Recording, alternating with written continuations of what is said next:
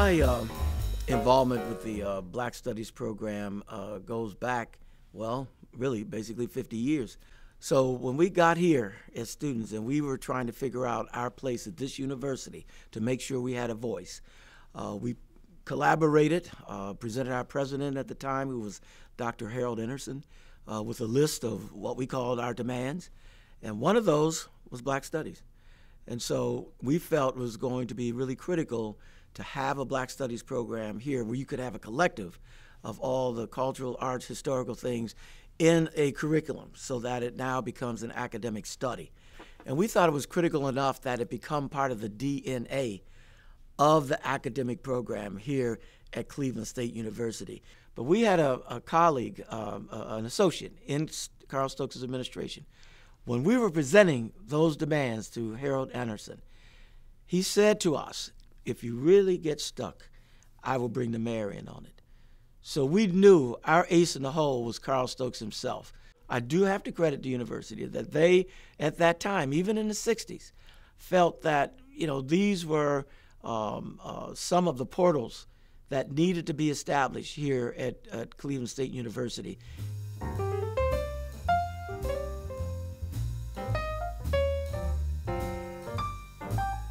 Dr. Ralph Pruitt was the first director of the Black Studies program. The first director of the Cultural Center was Dr. Edward Isabor. And setting up the Black Studies program, one of the things that he was interested in doing was to make sure that the Black Studies program was, number one, an academic program. Dr. Pruitt was an administrator, but at heart, he was an academician. So he wanted to make sure that the foundation of the Black Studies program was based on academics. He was more interested in terms of having an interdisciplinary program whereby the courses would be taught by the various departments.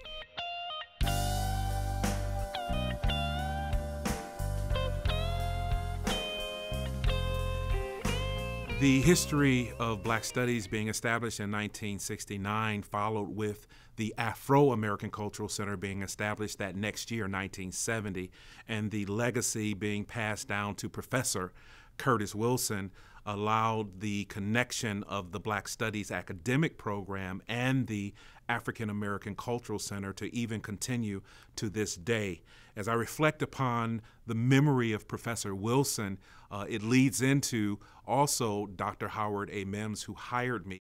Professor Wilson was very fond of music, blues, and he allowed the African American Cultural Center to establish the Messengers of Joy Gospel Choir, which as a student I joined and met my lovely wife there as well, and then went off to complete my degrees and then returned to work here for Black Studies at Cleveland State University, now for more than half of its 50 years. Professor Wilson had such a following. Students would leave class, come into that outer area, and continue whatever discussion had been happening. And I loved just listening to him mentor young people and continue the class. And he was just gifted at it. Professor Wilson had a way of making history so palpable and so interesting. You wanted to have a conversation. You wanted to get in there with ideas and the politics of it, and he just made that place come alive. I remember when Professor Wilson came into the classroom, and he had such a demeanor that was kind and gentle. He was an extraordinary historian who had an impeccable memory. I never saw him lecture from notes. Dr. Wilson was almost had a bigger-than-life presence on the university campus because he was so knowledgeable. And you have to realize, we're talking about the 60s, where a lot of us, as I stated earlier, had no clue, really, about Black studies, really, and Black history, period. So he helped us kind of unify, and when we came here, we know we could go to him. He was always somebody we could bounce off questions, and he was a compass because he directed us. But also he was so involved in this whole ideal of stressing the need for Black studies and particularly African American history component, which he taught courses in.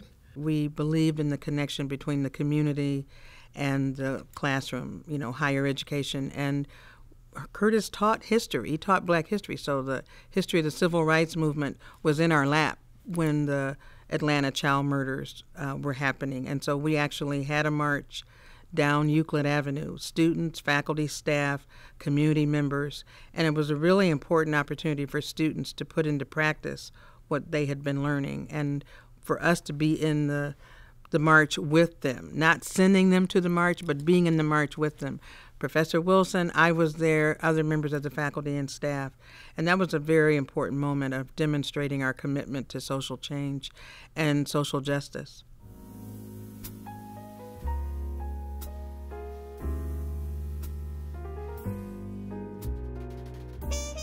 Dr. Mims was my husband. He's since passed on, but we had a wonderful relationship, and I learned a lot about Black Studies through him.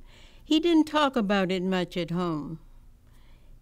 He was very shy, a shy man.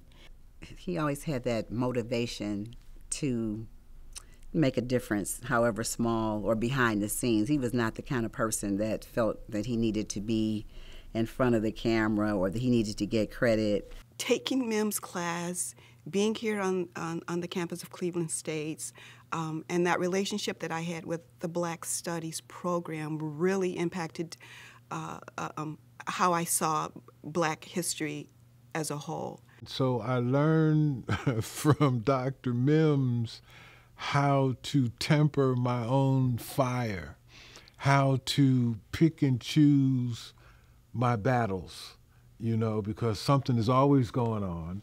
Dr. Mims was a little bit more stern. If you could get a smile out of Dr. Mims, you were doing good. He had a lot of ambition for Cleveland State and the Black Studies Department. He wanted to bring forth the contributions that blacks had made to American culture and the world culture, in fact. And I was able to find the papers that Dr. Mims, 1996, when he first conceived of a major in Black Studies. So I had that paperwork around for a long time because we weren't a major, always trying to be a major, always discussing that possibility of a major. Dr. Mims had, and with Dr. Pruitt, they had such good relationships with the community. And with those good relationships with the community, you could expect the community to support them. He was definitely a person that gave all that he could to the Black Studies Department. And as a professor, he was great. He was a person that students looked up to, and he was the proudest of his founding of the Jazz Orchestra. So Jazz Heritage Orchestra was created by Dr. Howard Mims 23 years ago, and he felt the need to put a professional jazz orchestra together comprised of jazz educators and performers to present this music to the African American community. And we were doing one of Wendell Logan's compositions entitled Tin Tin Dale. We needed some singers to say Tin Tin Dale. Well, Dr. Mims was in the booth. I went and grabbed him and brought him and put him right in the center of the band to sing Tin Tin Dale. So, when you hear that and you hear his voice singing Tin Tin Dale, and he was extremely nervous, but I made him do it anyway. My fondest memory of him is as a person, and as a deep person, a person who loved jazz, who loved the contributions that blacks have made.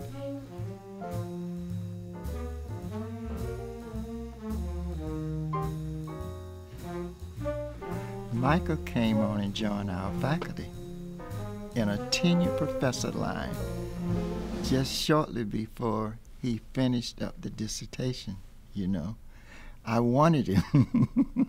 and people like Dr. Mims and, you know, folks, you know, they were really encouraging me because they said, this is what you want to do, you know, keep pushing it, keep pursuing it. But when he was director of Black Studies, I became involved with his efforts to get the Black Studies major established. When I first came here, all we had was a minor, and once Michael Williams became the director, he made it clear that it was time to start thinking about developing a major.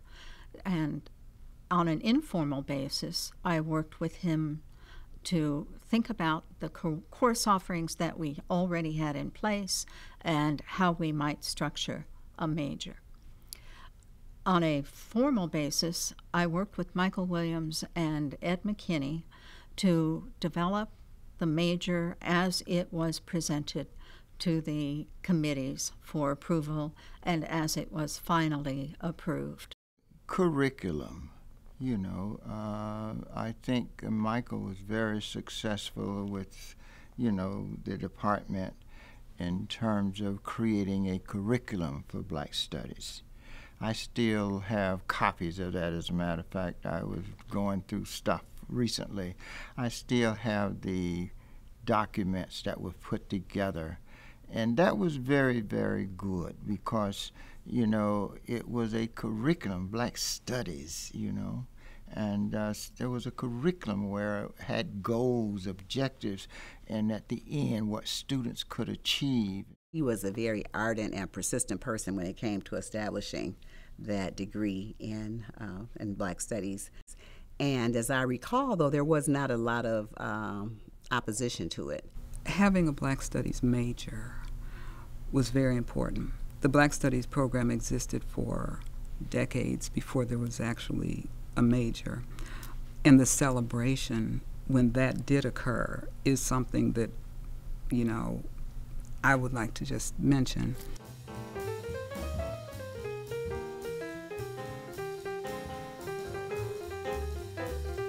I had received a telephone call that he had passed, and then I received a telephone call from the Dean Greg Sadleck, and he invited me to serve as the interim director of Black Studies. It was a very difficult decision for me to make.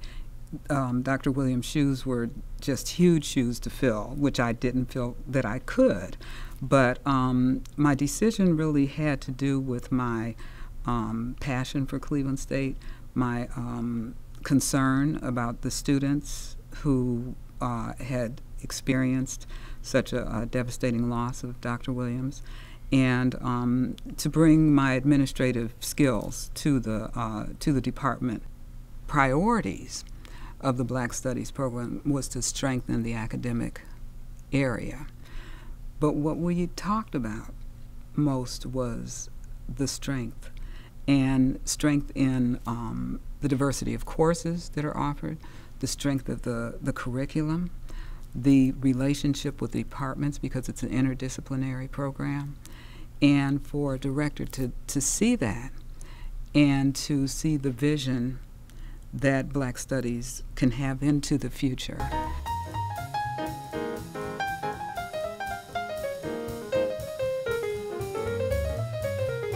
As director of the Black Studies program at Cleveland State University, my goals are to increase the number of majors and minors as well as graduates of the Black Studies program, to educate students about the history and culture of people of African descent, and to encourage our students to take what they've learned in the classroom about social justice and go out into their communities and create positive change. Black Studies influenced my decision to pursue a PhD at Temple University really through the fact that it gave me self-knowledge about something that I was yearning about, that I was searching for, that I was not necessarily conscious.